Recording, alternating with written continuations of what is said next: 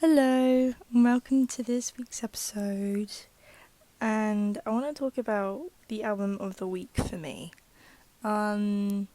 Basically, in previous episodes, I've been talking about how I have different playlists and stuff for different genres, but this one I made for like autumn, so like jazzy vibes, like those kind of things. And I had a lot of Laufey on there, and I previously listened to Bewitched all the time, because I didn't really know her that well, or listen to any of her things. And then now this week, I have listened to a lot more of her, and I love jazz. I love jazzy things. And then what I've realised about this, because this is kind of like a combination of album of the week and also jazzy love ballads that Ella Fitzgerald would sing. She reminds me of them. She reminds me of her. And or Julie London or Billie Holiday. A lot of the songs are about how much they're in love with someone and how much they miss someone, or they're not afraid to bare their heart and soul, which is the whole point of music in my opinion.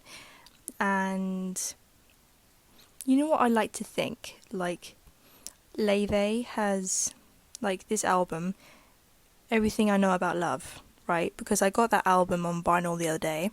I've been listening to it quite a lot. What I realised about that album compared to Bewitched, because Bewitched is after that album, because that's her debut album, I think. It's a lot like the traditional jazz love ballads, like I was just talking about. Songs like Beautiful Stranger is one of the most relatable things I've ever heard in my life. Like the the amount of people that I've seen in public, and it's just so, because it's not like that we are both shy people. It's just like I see someone who is just so, I don't know, you can just tell a lot by someone. I don't know. I just love that song and really resonate with it. And that's the whole point with music, I think. And the whole point, like, when you hear cynical songs about how, like, you can buy yourself flowers, like, okay, sure, you can, and you don't need anyone else. I understand. It's just, like, wouldn't you rather be vulnerable, with someone, and then they ripped your heart out, but all you know is that you tried, And music's not like that anymore. And then now that that Laufey album came out 2 years ago, I think. It's just refreshing, It's really refreshing. But there was this one interview with Amy Winehouse, and then she was saying, like, no one sings songs anymore, like true love songs about how I will literally lie in the middle of the road and die for you. Like, no one sings like that anymore. It's all like, I can only make it on my own. Well, you can't. Like, what? That's not what you really feel. And sometimes it is what you genuinely feel. I can't speak for others, but, like, it's okay to feel lonely. It's okay to feel sad. It's okay to feel remorseful. It's okay to feel regret. It's okay to feel depressed. It's okay to feel. Okay? It's like, it's not human to not feel things. And music now, it's just so light and so frothy, and it's just like no one pays attention to music anymore. It's like films. I know this is a music podcast, but I just made this observation the other day.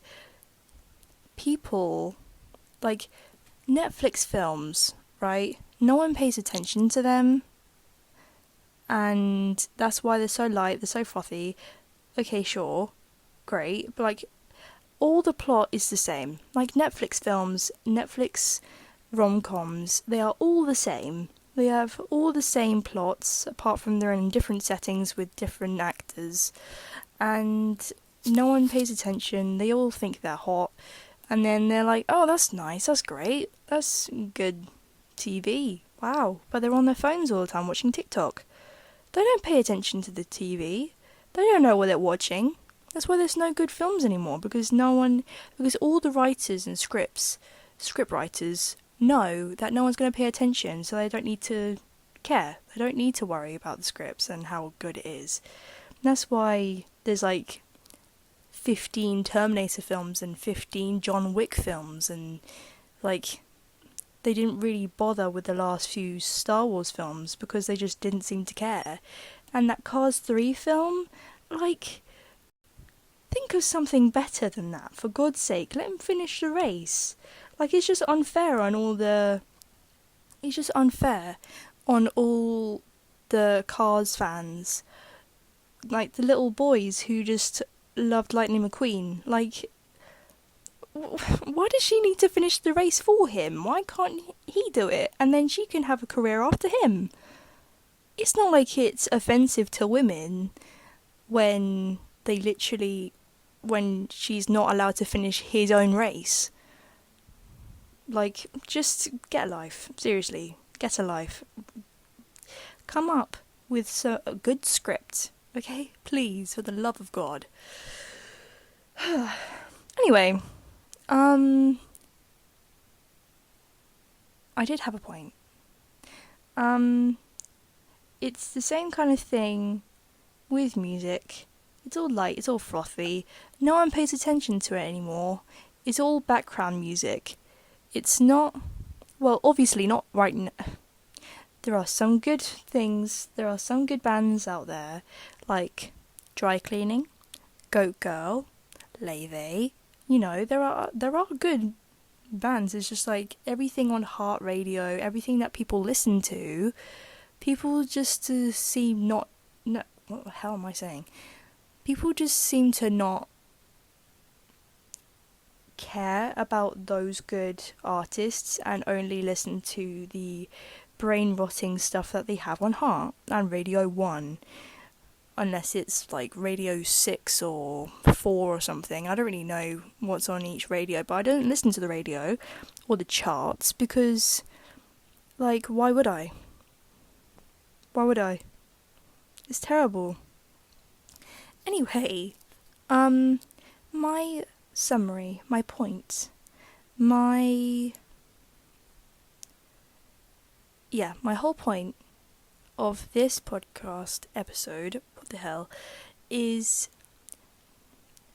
why can't people sing their souls out? Why can't they write things that they genuinely feel?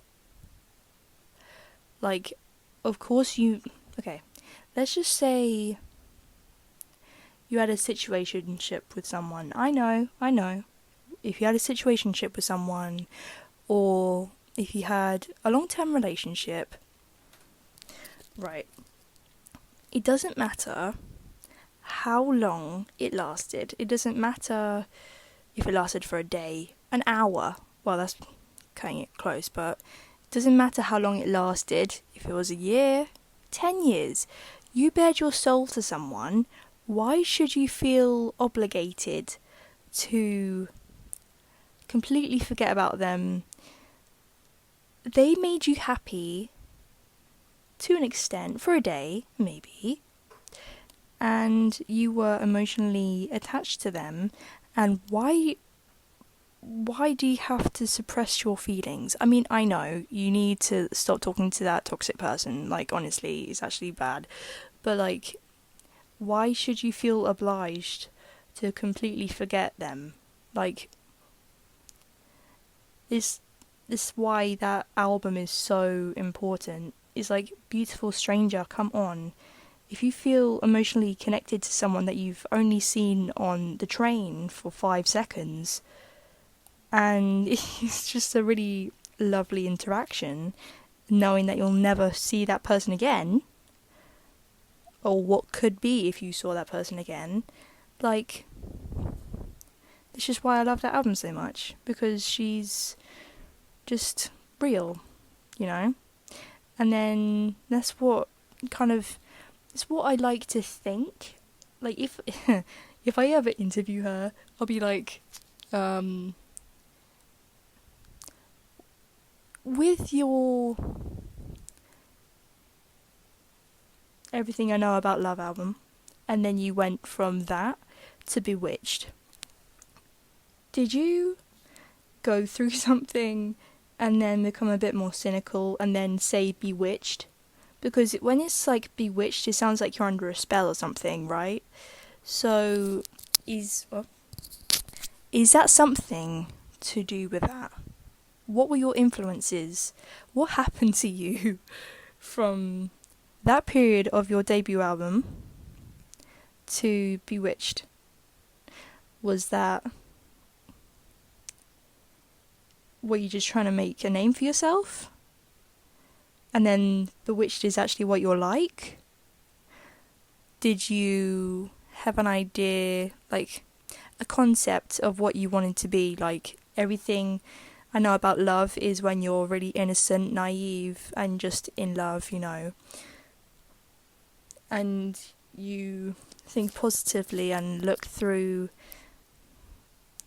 and then you romanticize love through rose-tinted glasses, and then something happened to you, and then that becomes Bewitched. Because, like, that's what I like to think about it, because, like, that's what I like to think about those albums. So, if that's not the case, I'm not saying that is the case, but that's what I like to think is the case with that. But to be honest, I prefer Everything I Know About Love. I love that album, it's so good. But if that is what she was thinking with those two albums, really cool. But that's just what I observed on those few albums. So yeah, I think you should listen to that album. It's my album of the week, Everything I Know About Love by Laufey. So yeah, hope you have a good day, hope you have a good week, hope you have a good year, you know. So yeah, goodbye.